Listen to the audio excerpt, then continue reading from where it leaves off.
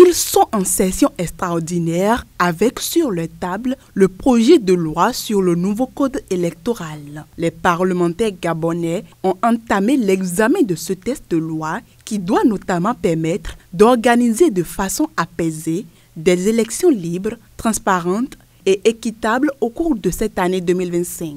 Au cours de ces 10 jours de travaux, ces parlementaires auront à examiner 383 articles du nouveau code électoral rédigé par une commission nationale désignée début décembre par le président de la transition, Brice Oligui Nguema. En réalité, ce nouveau code comporte des innovations comme, entre autres, l'accès équitable des candidats aux médias publics, l'adoption d'un fichier et d'une liste électorale biométrique et des quotas obligatoires dans les listes de candidats des partis politiques, au moins 30% de femmes et 20% de jeunes.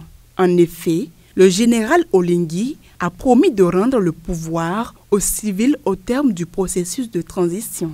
Il faut noter que le calendrier du Comité pour la transition et la restauration des institutions a été rigoureusement suivi. En septembre dernier, une nouvelle constitution a été approuvée par le Parlement de transition et approuvée par référendum en novembre. Le oui l'a emporté avec 91,8% des suffrages, avec un taux de participation de 53,54%.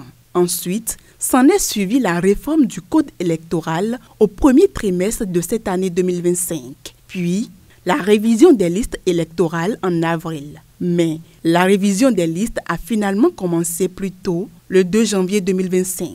Pendant ce temps, les figures de l'opposition à la transition ont tenu une conférence de presse pour dénoncer la dérive actuelle du processus de transition.